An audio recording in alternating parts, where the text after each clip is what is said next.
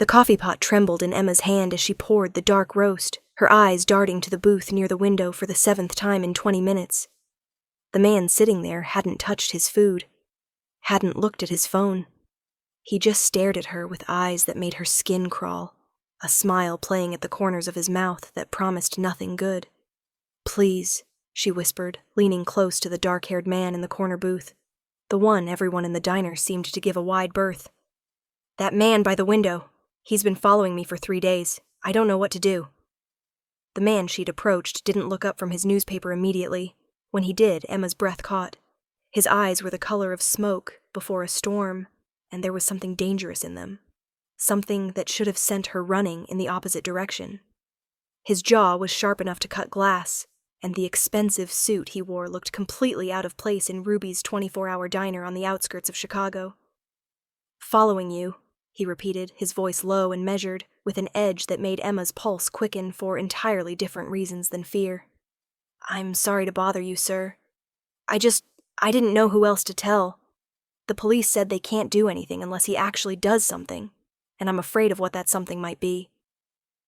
Emma's voice cracked on the last word. She was 26 years old, working double shifts to pay for her mother's medical bills, and she was so tired. So desperately tired of being afraid every time she walked to her car in the dark parking lot. The man's eyes shifted to the window booth. The change in his expression was subtle, but Emma saw it. A coldness that made the temperature in the room seem to drop 10 degrees. "What's your name?" he asked. "Emma. Emma Clark." "Go to the kitchen, Emma Clark. Stay there until I come get you." It wasn't a request. Emma should have questioned it, should have asked who this man was, why he spoke with such absolute authority, why every instinct she had was screaming that he was dangerous. But there was something in his eyes when he looked back at her, something that felt almost like protection, and she was drowning. So she nodded and walked toward the kitchen on shaking legs.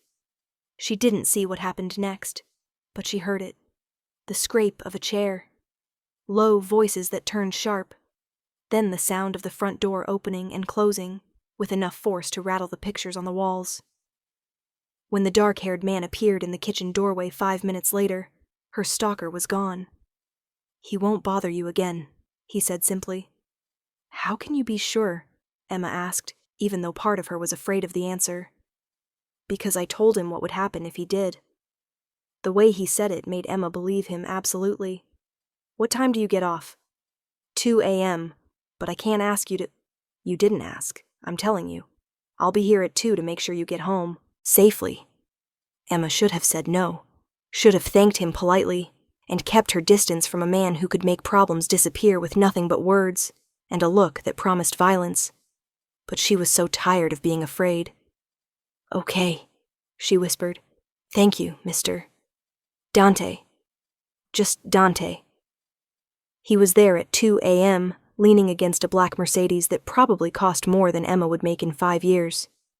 The parking lot was empty, except for her beat-up Honda Civic, which suddenly looked even more pathetic than usual. Dante opened the passenger door of his car. "I'll follow you home."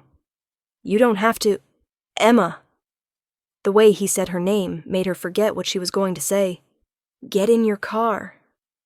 The drive to her apartment building took 15 minutes, and Emma was aware of the Mercedes behind her every second. When she pulled into her parking spot, Dante was already out of his car, waiting. He walked her to her door, those storm-gray eyes scanning every shadow, every corner. "Thank you," Emma said at her doorway, fumbling with her keys. "I don't know how to repay you." "You don't owe me anything." Dante took the keys from her shaking hands and unlocked the door himself, pushing it open and stepping inside to check the apartment before letting her enter. It should have been intrusive, but instead it felt safe. When was the last time Emma had felt safe? "Can I at least know your last name?" she asked. "So I can properly thank the man who saved me from— whatever that was."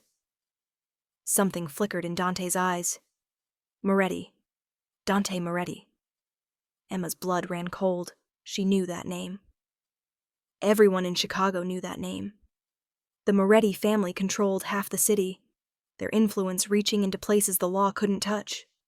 Dante Moretti wasn't just dangerous. He was legendary, ruthless. The stories about him ranged from terrifying to unbelievable, but they all agreed on one thing. You didn't cross him and live to regret it.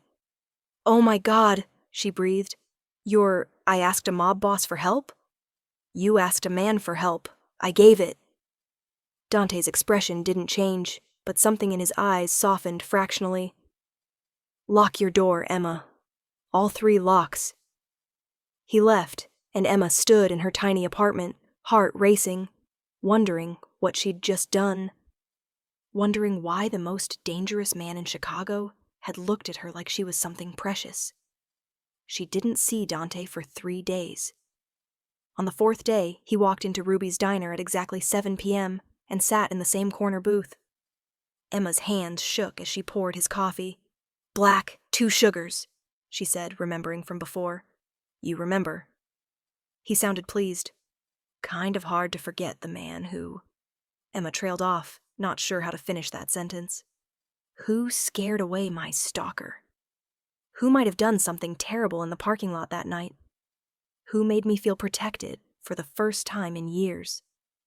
Emma. Dante caught her wrist gently as she turned away. His touch was warm, and Emma's entire body responded to it in ways that terrified her. "Sit with me, just for a minute." "I'm working." "Ruby won't mind." The way he said it made Emma think he'd already cleared it with her boss. Sure enough, when she glanced at Ruby behind the counter, the older woman gave her an encouraging nod.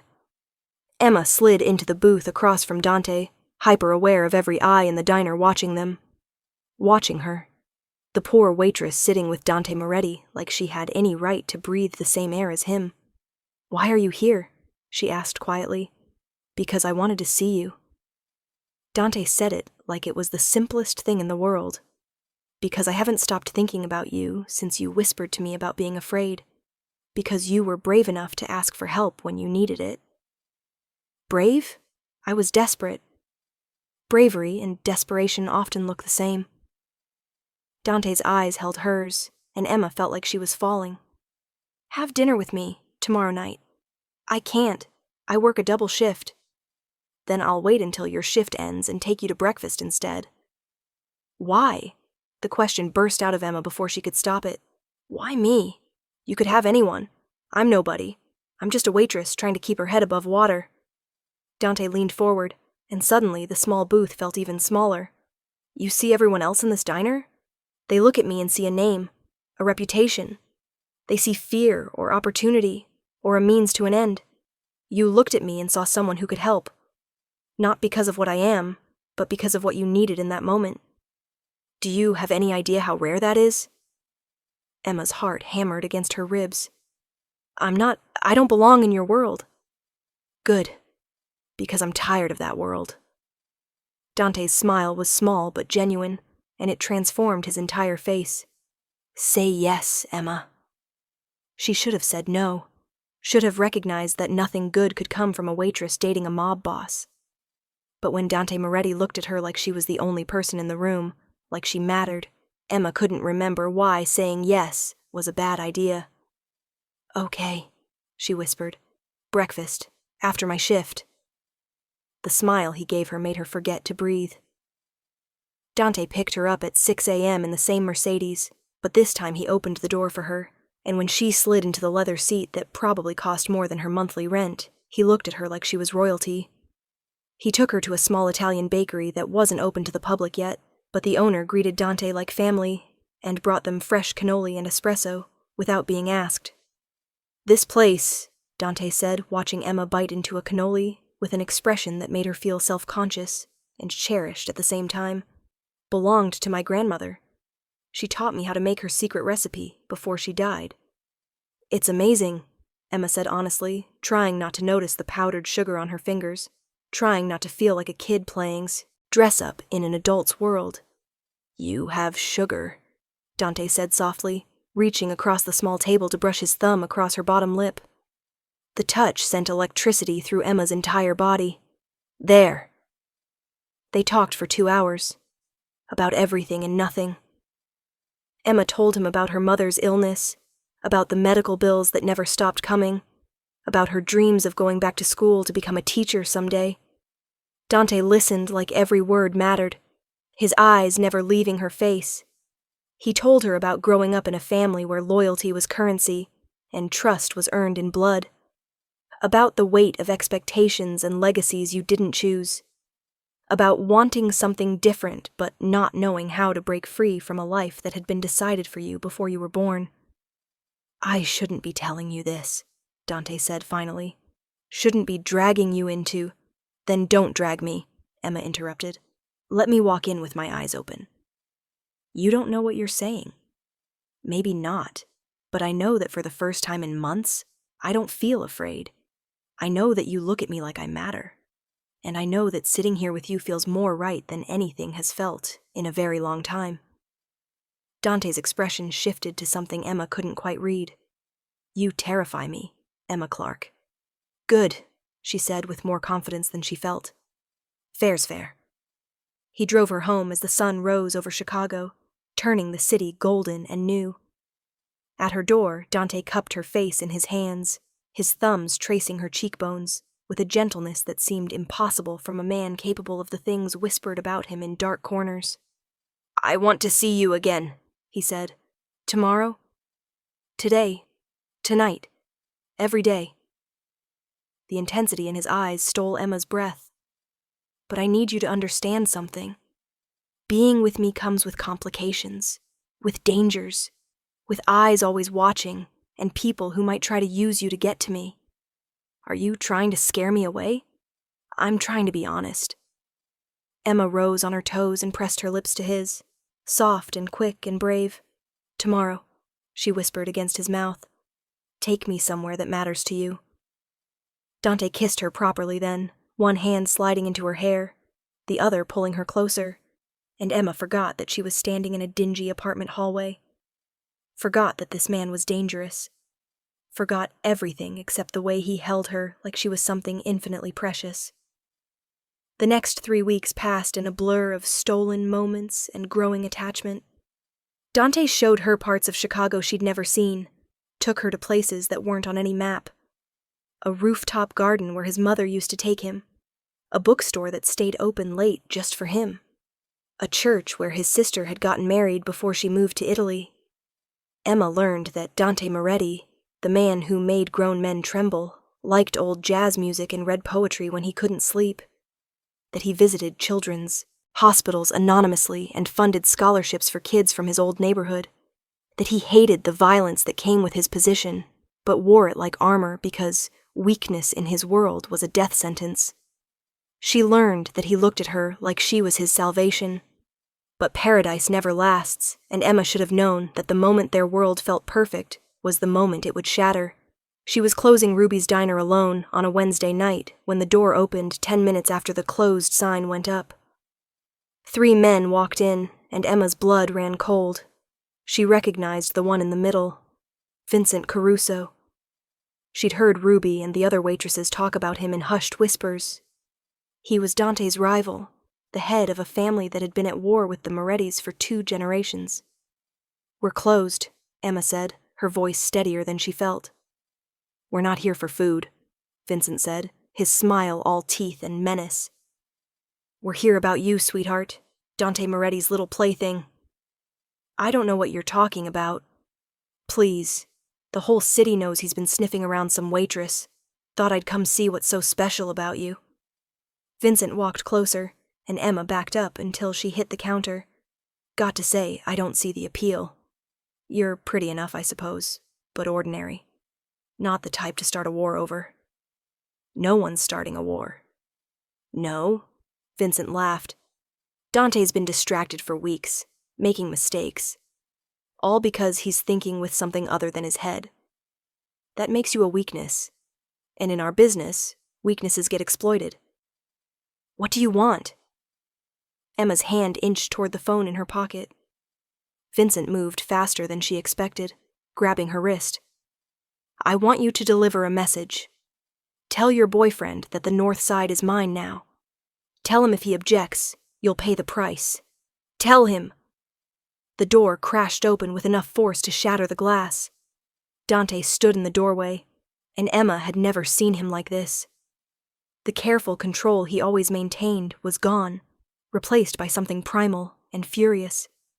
He wasn't alone.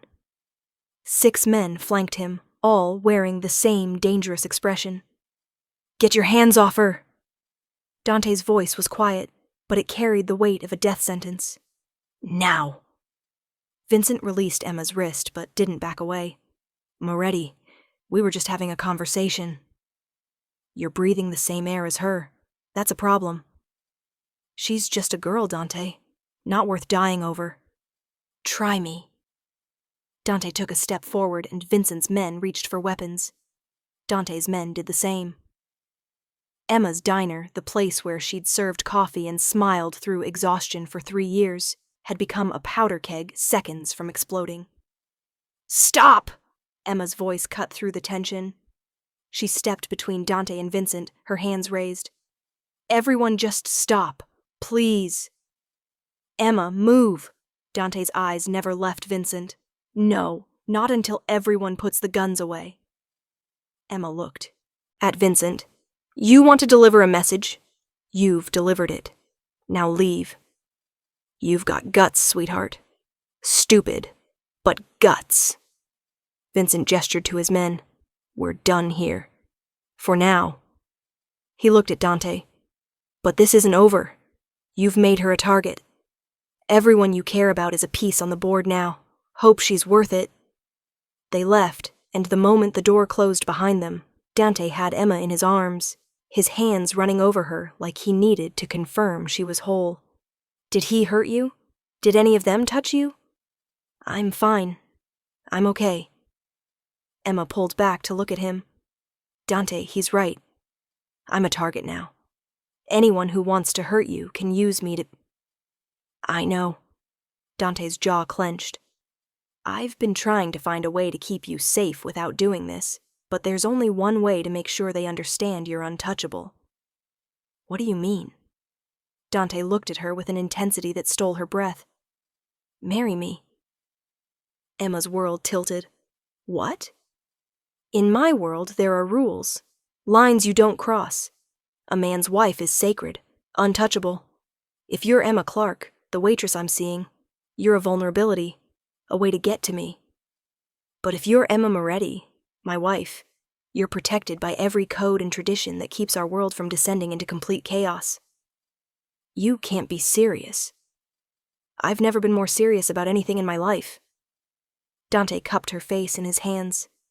"I know this is fast. I know it's insane. But Emma, I have been falling for you since the moment you whispered to me about being afraid. You make me want to be better than I am. You make me want to find a way out of this life. But until I can do that, I need to know you're safe. I need to know that no one can touch you. This isn't how marriages work. This isn't love. It's protection.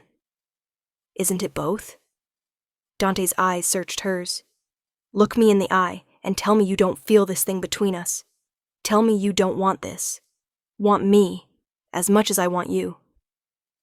Emma couldn't, because despite the insanity of it all, despite knowing this man for less than a month, despite every logical reason to run in the opposite direction, she had fallen for Dante Moretti. Fallen for his contradictions, and his gentleness, and the way he looked at her like she was his reason for breathing. "Okay," she whispered. "Ask me properly." Dante dropped to one knee right there in the middle of Ruby's diner, pulling a ring box from his pocket like he'd been carrying it, waiting for this moment. The ring inside was a simple diamond solitaire, elegant and perfect. "Emma Clark, you are the bravest, most beautiful thing that has ever happened to me. Marry me. Let me spend the rest of my life keeping you safe and trying to deserve you." "Yes." Emma was crying now, and she didn't care. "Yes, you infuriating, dangerous, impossible man. Yes." Dante stood and kissed her like she was oxygen, and he'd been drowning. When they finally broke apart, Emma was shaking. "We do this right," Dante said firmly. "A real wedding. Your mother there. Everything you deserve. My mother is in a care facility. She doesn't even recognize me most days. Then we get married there, in the garden where she can see the flowers she loves. We make it small and real and ours. Emma looked at this man who had turned her world upside down in the best and most terrifying ways. Dante Moretti, you are not at all what I expected. Good, he said, kissing her forehead. Neither are you. They were married 3 days later in the garden of the care facility where Emma's mother lived. Ruby stood as Emma's witness. Marco, Dante's oldest friend, stood as his. Emma wore a simple white dress she'd bought that morning, and Dante wore his best suit. Emma's mother watched from her wheelchair, lucid enough to smile even if she didn't quite understand what was happening. When Dante said, "I do," he looked at Emma like he was making a promise that went beyond words. When Emma said, "I do," she meant it with every fiber of her being, despite the fear and uncertainty and knowledge that she was binding herself to a dangerous life. The kiss they shared as husband and wife was tender and fierce and full of promise. "Hello, Mrs. Moretti," Dante whispered against her lips.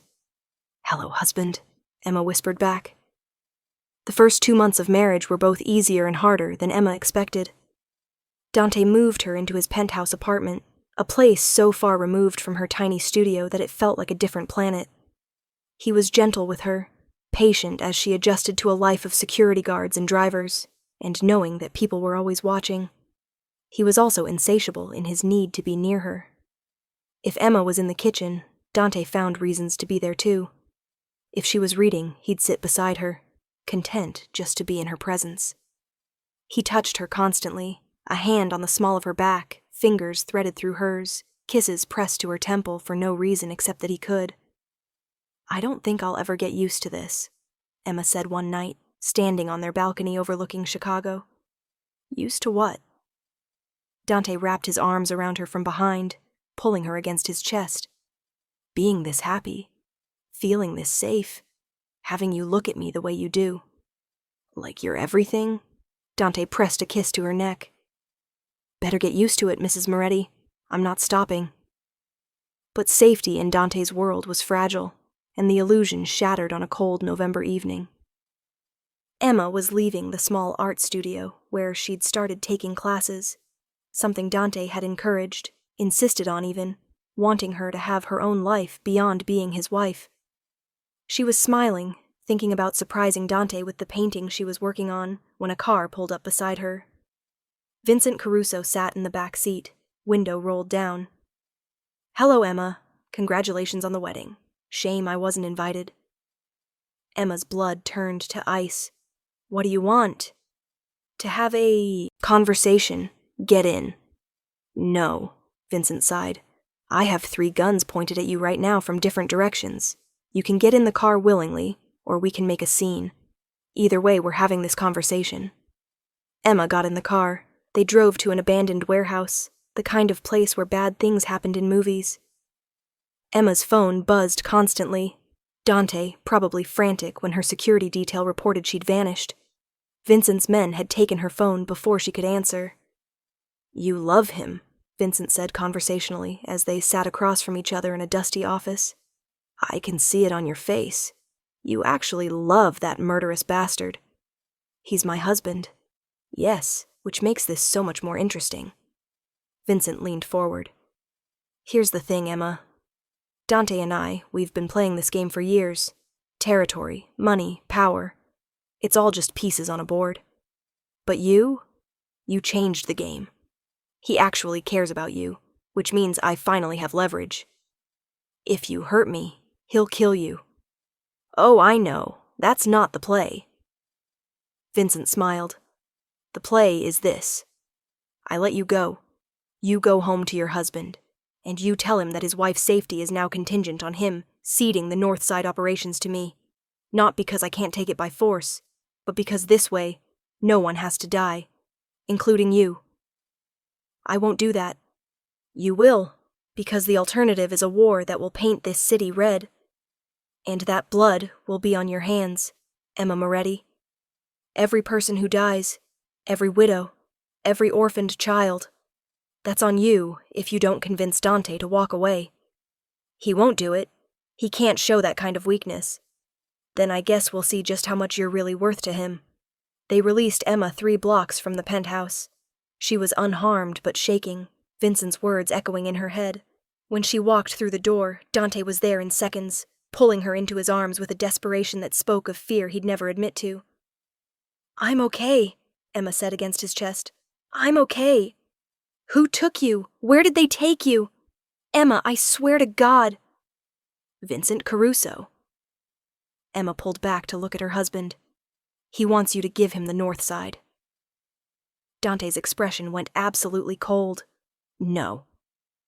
"Dante, no. I don't negotiate with terrorists, and I sure as hell don't let anyone dictate terms to me because they threatened my wife.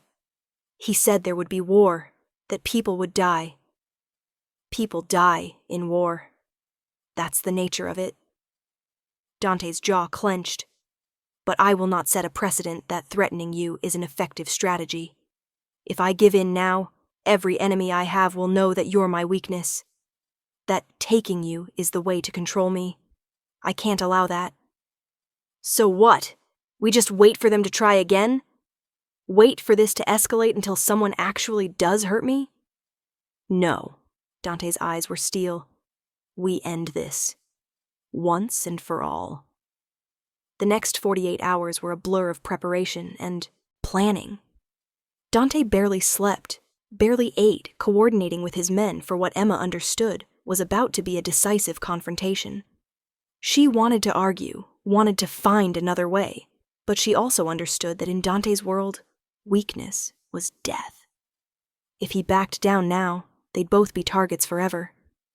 On the 3rd day, Dante came to her with an expression Emma had never seen before. Resignation mixed with determination.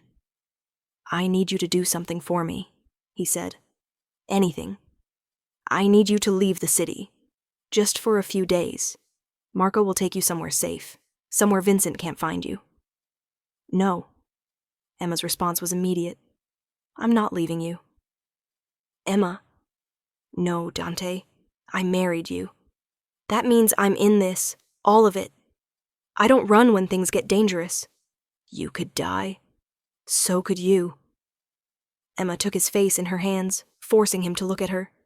"We're in this together. For better or worse, remember? I'm not leaving." Something in Dante's eyes shifted. "You're going to give me a heart attack, woman." "Good. Keeps life interesting." Emma kissed him softly. "What's the plan?" Dante told her. It was dangerous and probably insane, but it was also brilliant. They would meet Vincent on neutral ground, in full view of the other families who held power in Chicago. A public confrontation where the rules of their world would either hold or shatter completely. The meeting was set for midnight at the old Riverside Theater, a location with enough history and significance that violating its neutrality would bring the wrath of every family in the city. Emma insisted on going despite Dante's protests. Despite the danger. Despite everything. "If this is about me," she said firmly, "then I should be there." She wore the same simple white dress from their wedding, a deliberate choice. Let them all see exactly what Vincent was threatening. Let them see the woman Dante Moretti had married, had claimed as his own under every law and tradition of their world. The theater was full when they arrived. Not just Vincent and his men, but representatives from every major family in Chicago. The old guard, the new powers, everyone who had a stake in maintaining the delicate balance that kept their world from descending into chaos. Dante walked in with Emma on his arm, and the room went silent. Vincent sat in the center of the theater, looking pleased with himself. "Moretti, you brought your wife to a war council. How domestic." "This isn't a war council," Dante said calmly. "It's a trial. Vincent Caruso has violated the oldest law we have. He threatened a made man's wife. He took her, held her, used her as a bargaining chip. There are witnesses, there is proof, and now he answers for it." Murmurs rippled through the crowd. Emma felt the weight of dozens of eyes on her, evaluating, judging. "You're reaching," Vincent said, but there was uncertainty in his voice now. "I never hurt her." "You touched what was mine. You used her to try to Manipulate me. You violated the sanctity of marriage that we all claim to hold sacred. Dante's voice carried to every corner of the theater. So, I ask the council, what is the penalty for such an offense? An old man in the front row stood slowly. Giovanni Castellano, the unofficial head of the commission that mediated disputes between families. Dante Moretti speaks truth. The law is clear. A wife is sacred. To threaten her, to use her, is to violate every code we live by. He turned to Vincent. You have brought shame to your family and instability to our city. What say you? Vincent's face had gone pale. It was strategy. Business. I meant no real harm. Intent is irrelevant, Giovanni said coldly. You broke the law. The penalty is forfeiture of territory and standing. Your family's holdings in the north side are hereby transferred to the Moretti family. You yourself are exiled from Chicago. If you return, you forfeit your life. You can't do this. It is done. Giovanni looked at Dante. Take your wife home, Dante Moretti. And remember that the protections work both ways. She is sacred. Treat her as such. Always, Dante said, his arm tightening around Emma's waist. They left the theater together, and Emma didn't breathe properly until they were in the car heading home. That was terrifying, insane, reckless. Dante pulled her close. I was going to say incredible. Emma looked at her husband. You outmaneuvered him completely. You made threatening me the trap instead of the weapon. He never understood what you really are to me. Dante pressed his forehead to hers. Not just my weakness, my strength, my reason, my everything. Dante Moretti, are you getting soft on me? Irredeemably. He kissed her, soft and deep. You make me want impossible things, Emma. Like a life where I'm just a man, and you're just a woman, and we get to be normal. We'll never be normal. No, but maybe we can be happy. 3 months later, Emma stood in Ruby's diner, but she wasn't serving coffee anymore. She owned the place now, bought with money from the territory settlement, transformed into something that was half diner and half community center. A place where people from the neighborhood could get a good meal and job training and help finding their feet. Dante walked in at 7 p.m., just like he had that first night, and sat in the same corner booth. Emma poured him coffee, black, 2 sugars, and slid into the seat across from him. How was your day, Mrs. Moretti? Exhausting, fulfilling, perfect. Emma smiled. How was yours? Better now. Dante reached across the table to take her hand. I heard from my lawyers today. The paperwork is going through. In 6 months, I'll be completely legitimate. No more territory, no more family business. Just investment properties and charitable foundations. Emma's heart swelled. Really? Really? Turns out threatening my wife was the push I needed to finally get out. Dante lifted her hand to his lips. You saved me, Emma. In every way a person can be saved. We saved each other, Emma corrected softly. Outside, Chicago glittered in the twilight, full of danger and possibility and promise. Inside Ruby's diner, a poor waitress and a ruthless Mafia boss held hands across a table and built their impossible future one moment at a time. What Emma and Dante didn't realize was that peace in their world was as fragile as morning frost, and the sun was about to burn everything away. It started with a phone call at 3 a.m, 6 weeks after Vincent's exile. Dante's phone buzzed on the nightstand, pulling them both from sleep. Emma watched her husband's face change as he listened, watched the color drain from his skin in a way that made her stomach drop. When? Dante asked, his voice tight. How many? A pause. I'm on my way. What happened? Emma sat up, already reaching for clothes. Vincent's dead. Someone put 3 bullets in him in Miami 2 hours ago. Dante was dressing quickly, his movements sharp with tension. His family is blaming me. They're saying I ordered the hit to ensure he never came back. But you didn't. No, but that doesn't matter if they believe I did. Dante stopped, turning to look at her. Emma, this could get very bad very fast. Vincent's brother Marco is hot-headed and loyal. If he thinks I'm responsible, then we prove you're not. It's not that simple. In my world, perception is reality. If enough people believe I broke the exile with an execution, they'll see me as someone who can't be trusted to honor agreements. Everything we've built, everything I've been working toward to get us out, it could all collapse. The phone rang again. This time Dante put it on speaker. Moretti. The voice was cold, sharp with grief and rage. You have 48 hours to prove you didn't kill my brother, or I'm coming for everything you love, starting with that waitress wife of yours. The line went dead. Emma's blood turned to ice, but she forced herself to stay calm. Okay, we have 48 hours. What do we need to do? Emma, you need to leave the city. Right now. Marco Caruso doesn't make empty threats. Neither do I. I said for better or worse, Dante. I meant it.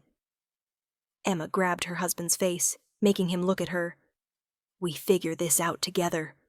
Who would want Vincent dead and you blamed for it? Dante's jaw clenched as he thought. There's a list. Vincent had enemies. But someone with enough reach to have him killed in Miami, and enough intelligence to know it would look like my doing? That's a shorter list. Who's on it? Salvatore Russo. He's been trying to expand into Chicago for years. If he can make it look like I'm breaking our laws, starting wars, he can position himself as the stable alternative. Get my territory when the commission strips it from me. Then we need proof it was him. Proof that will hold up in front of the commission is nearly impossible to get. These things are done through layers of intermediaries. No paper trail, no witnesses willing to talk. Emma's mind raced. What about Vincent's movements? He was in Miami. Why? Who did he meet with? There has to be something. Dante looked at his wife with an expression somewhere between admiration and terror. You're thinking like one of us. I'm thinking like someone who refuses to lose her husband to a lie. They spent the rest of the night making calls, pulling strings, calling in every favor Dante had accumulated over the years. By dawn, they had fragments of information. Vincent had been staying at a hotel owned by a company with ties to Russo. He'd met with someone the night before his death. Security footage existed, but was being held by people who wouldn't hand it over without significant motivation. I need to go to Miami, Dante said finally. Face to face, I might be able to get someone to talk. Then we both go. Emma. Don't. We're past the point where you can protect me by keeping me away from danger. I'm already in it. At least if I'm with you, we're together. Dante pulled her close, pressing his face into her hair. You're going to give me gray hair before I'm 40. You'll look distinguished. They flew to Miami that afternoon on a private plane, accompanied by 4 of Dante's most trusted men. Emma watched the clouds through the window and tried not to think about Marco Caruso's threat. Tried not to imagine what might happen if they couldn't prove Dante's innocence. The hotel where Vincent had died was upscale, the kind of place where money bought silence and discretion. The manager, a nervous man in his 50s, met them in his office with the kind of fear that suggested he knew exactly who Dante Moretti was. I don't want trouble, he said immediately. I run a legitimate business. Then give me the security footage from 3 nights ago, the night Vincent Caruso was killed. Dante's voice was calm, but there was steel underneath. I can't. I was told to delete it. By who? The manager's eyes darted away. I don't know his name. Just that he worked for someone important. He paid me $50,000 to erase everything from that night. Emma leaned forward. But you didn't erase it, did you? Because you're smart enough to know that footage is insurance, in case whoever paid you decides to make you a loose end. The manager's face went pale. How did you... Because that's what I would do, Emma said softly. Keep the footage somewhere safe, somewhere no one would think to look. So, if things went wrong, you'd have proof of who really gave the orders. Dante looked at his wife like he was seeing her for the first time. The manager swallowed hard. There's a copy, on a drive in my home safe. But if I give it to you, you'll be under my protection, Dante said. You and your family. Salvatore Russo will never touch you. How do you know it was Russo? Because you just confirmed it. 20 minutes later, they had the drive. The footage was damning. Vincent Caruso entering his room at 11 p.m. A man following him 5 minutes later. A man Emma didn't recognize, but Dante did. That's Tommaso Ricci, one of Russo's top enforcers. The same man leaving 14 minutes later. Vincent's body wouldn't be discovered until the next morning. This is enough, Emma said. This proves you didn't order it. It proves Russo's man was there. It doesn't prove Russo gave the order. Dante's expression was grim. We need more. Then we get Tommaso to talk. He won't. These men don't break. Loyalty to family is everything. Emma thought for a moment, an idea forming that was either brilliant or insane. What if we don't need him to talk? What if we just need him to be seen with us? If Marco Caruso thinks we have his brother's killer, that we're delivering him for justice, he might stand down long enough to see what we've found. Dante's eyes widened. Emma, that's brilliant, and incredibly dangerous. Seems to be our specialty. Finding Tommaso Ricci took another 12 hours, and resources Emma hadn't known Dante possessed. When they finally cornered him in a warehouse near the port, the enforcer looked more annoyed than afraid. Moretti, come to kill me and tie up loose ends? No, Dante said calmly.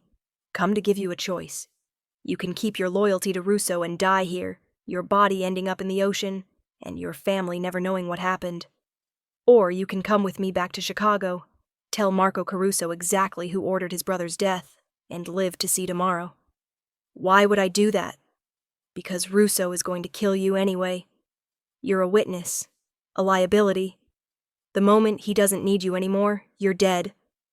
But if you testify in front of the commission, you're protected by the same laws that protect all of us. Even Russo can't touch you then. Tommaso's expression flickered with uncertainty. You're lying. I'm offering you your life. What you do with it is up to you. They flew back to Chicago with Tommaso in custody, the security footage in hand, and 24 hours left on Marco Caruso's deadline. Emma hadn't slept in 2 days, running on adrenaline and coffee and stubborn determination.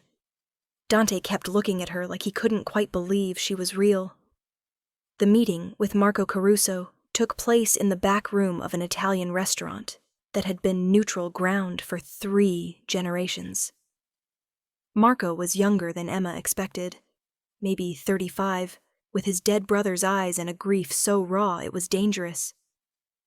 You have 1 minute to convince me not to start a war, Marco said, his hand resting on the gun at his hip. Dante placed a laptop on the table, playing the security footage. Marco watched in silence, his expression darkening with every second. When it finished, Dante spoke. That's Tommaso Ricci, Salvatore Russo's enforcer. He killed your brother. We have him in custody, and we have proof that Russo ordered the hit to destabilize Chicago and blame me. Your brother was a pawn. Russo wanted to turn you against me, start a war that would benefit no one but him. Where's Ricci now? Safe, ready to testify in front of the commission. Dante leaned forward. Your brother and I were enemies. I won't pretend otherwise. But I didn't kill him, and I didn't dishonor his exile. Russo did.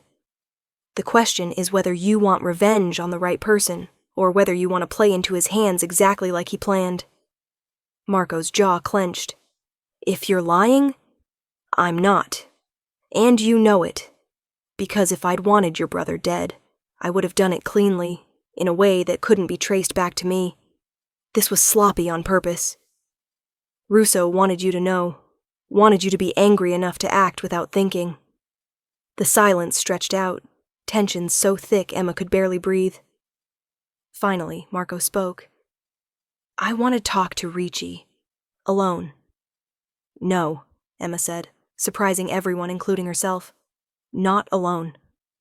In front of the commission, where his testimony becomes official record and his protection becomes absolute. Otherwise, you kill him, and we're back where we started with no proof, and Russo winning. Marco's eyes swung to her. You've got nerve, lady, talking to me like that. I've got a husband I refuse to lose to someone else's manipulation. So yes, I have nerve. Emma met his gaze steadily. Your brother was exiled but alive. That's more mercy than most get. Honor that by making sure his real killer pays. Something in Marco's expression shifted. My brother told me about you. Said Moretti married some waitress who had more backbone than sense. Guess he was right. He stood. Fine, we do this in front of the commission. Tonight. But if Ricci doesn't convince me... He will, Dante said. The commission meeting was held in the same theater where Vincent had been tried. This time, the room was even more crowded, the air thick with anticipation and tension. Giovanni Castellano presided once again, his ancient eyes missing nothing. Tommaso Ricci testified. He told them everything, how Russo had ordered Vincent's death, how he'd been instructed to make it look obvious enough to point toward Moretti, but not so obvious it would seem like a setup. How Russo had promised him advancement and protection, promises Tommaso now understood were empty. And why should we believe you? One of the family heads asked. You could be saying whatever Moretti told you to say. Because I have proof. Tommaso pulled out his phone, playing a recording. Russo's voice was unmistakable, giving orders, confirming the plan. I kept insurance. Everyone in our world knows to keep insurance. The room erupted in furious discussion. Russo, who'd been sitting near the back, tried to leave and found his exit blocked by Giovanni's guards. Salvatore Russo, Giovanni said, his voice cutting through the chaos. You have violated our laws. You have murdered a man under exile and attempted to frame another family for your ambition. What say you? Russo's face twisted with rage and desperation. It was strategic. Moretti is getting soft, planning to leave the life. Someone needs to fill that power vacuum. I was doing what needed to be done. You were breaking our laws, Giovanni interrupted. And in doing so, you have forfeited your right to be here. He looked at Marco Caruso. The victim's family has the right to justice. What would you ask? Marco stood slowly. He looked at Dante, at Emma, at Russo. I want everything. His territory, his holdings, his standing. I want him exiled like my brother was exiled. And I want him to know that Vincent Caruso was worth more than whatever ambition drove this stupidity. It is done. Giovanni's pronouncement was final. Salvatore Russo, you are exiled. Your territory and holdings are forfeit to the Caruso family. You have 48 hours to leave Chicago. If you return, you forfeit your life. Guards escorted Russo out, and the tension in the room finally broke. Emma found herself shaking, the adrenaline crash hitting her all at once. Dante's arm came around her waist, holding her steady. Marco approached them as the crowd dispersed. Your wife was right. About my brother, about doing this the right way. I owe you both. You owe us nothing, Dante said. Justice was served. That's all any of us can ask for. Still, Marco looked at Emma. You're fierce. My brother underestimated you. So did I. Won't make that mistake again. He nodded to Dante. We'll never be friends, Moretti, but we don't have to be enemies either. Agreed. They left the theater as the sun rose over Chicago, painting the city in gold and pink and promise. Emma leaned against Dante in the back of the car, exhaustion finally overtaking her. We did it, she whispered. We actually did it. You did it. Your idea to use Ricci as bait, your courage in front of Marco. Emma, you were magnificent. Dante pressed a kiss to her temple. I married a waitress and got a queen. You married a woman who loves you. Everything else is just details. Important details, like the fact that you're brilliant and brave and probably saved my life tonight. Emma smiled against his shoulder. Well, someone has to keep you alive long enough to make good on that promise about going legitimate. 6 months, Dante said softly. In 6 months, we're out. For real this time. No more wars, no more threats, no more midnight calls about people dying. Just you and me and the life we're building. I'm holding you to that. Good. Hold me to all of it. The boring, normal, peaceful life where the most exciting thing that happens is you burning dinner. I'm an excellent cook. I know, but I'm hoping for at least a few disasters along the way. Keeps things interesting. 3 weeks later, Emma stood in the kitchen of their penthouse, attempting to make Dante's grandmother's cannoli recipe from the handwritten book he'd given her. Flour covered every surface, and the first batch had been an absolute disaster, but she was determined. Dante came home to find his wife covered in powdered sugar, swearing at pastry dough, and he'd never loved her more. Need help? He asked, trying not to laugh. Don't you dare laugh at me, Dante Moretti. Your grandmother's recipe is impossible. She always said it required patience and gentle hands. Well, I have neither right now. Emma threw a dish towel at him, which he caught easily. How was your day? Productive. The last of my transfers went through. As of today, I'm officially out of the family business. Everything's been moved to legitimate holdings, and Marco Caruso has taken over the territories peacefully.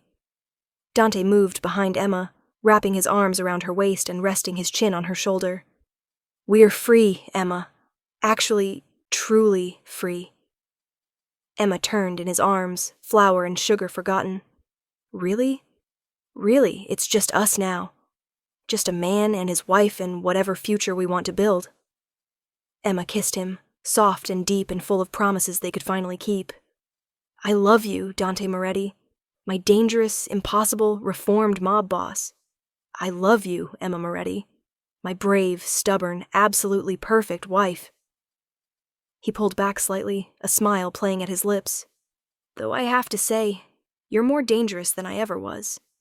You brought men to their knees with nothing but words and courage.